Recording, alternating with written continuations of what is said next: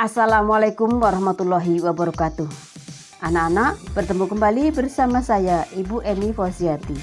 Pada kesempatan kali ini, Ibu akan menjelaskan kompetensi dasar membandingkan kritik dan esai berdasarkan pengetahuan dan pandangan.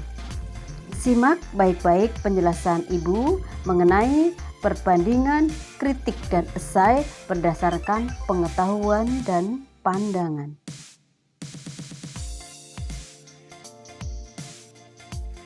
Baik anak-anak, yang pertama Ibu jelaskan perbandingan kritik dan esai berdasarkan pengetahuan yang disajikan. Ibu bahas terlebih dahulu yang kritik. Dalam kritik, objek kajian adalah karya, misalnya karya seni, karya musik, sendera tari, drama, film, seni pahat, dan lain-lain. Yang kedua, ada deskripsi karya.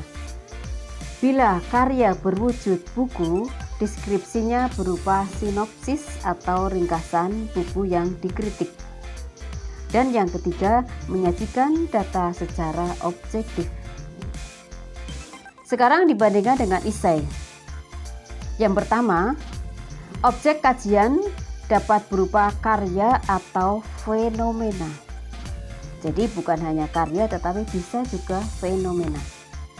Yang kedua, di dalam esai tidak ada ringkasan atau sinopsis karya.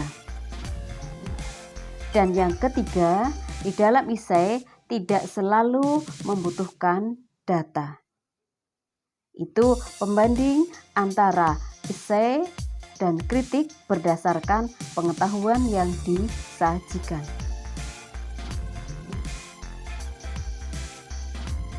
Berikutnya adalah perbandingan kritik dan esai berdasarkan pandangan penulisnya.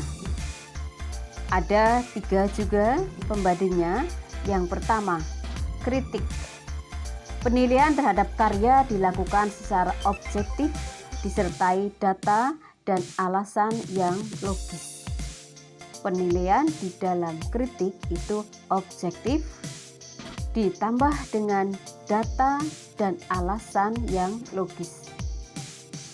Yang kedua, dalam memberikan penilaian seringkali menggunakan kajian teori yang sudah mapan.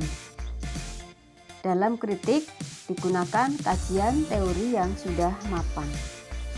Dan yang ketiga, pembahasan terhadap karya secara utuh dan menyeluruh. Itu 3 hal tentang kritik yang kita bandingkan dengan esai berdasarkan pandangan penulisnya. Ibu lanjutkan ke yang esai. Dalam esai, kajian dilakukan secara subjektif menurut pendapat penulis secara pribadi. Jadi, kajian yang dilakukan di dalam esai itu secara subjektif. Yang kedua, jarang atau hampir tidak pernah di dalam esai itu mencantumkan kajian teori.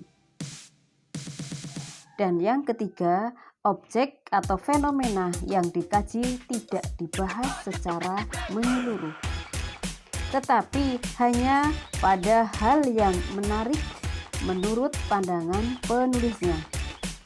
Meskipun demikian, pembahasannya dilakukan secara utuh. Demikian penjelasan singkat mengenai perbandingan antara kritik dan esai berdasarkan pengetahuan dan pandangan. Jika ada yang belum jelas, bisa simak kembali video pembelajaran kali ini sehingga harapannya kalian bisa memahami perbedaan antara kritik dan esai. Jika suatu saat kalian akan buat kritik atau esai, kalian sudah mengetahui ini yang esai, ini yang kritik. Demikian, terima kasih atas perhatian kalian. Mohon maaf apabila ada kekurangan. Ibu akhiri, Assalamualaikum warahmatullahi wabarakatuh.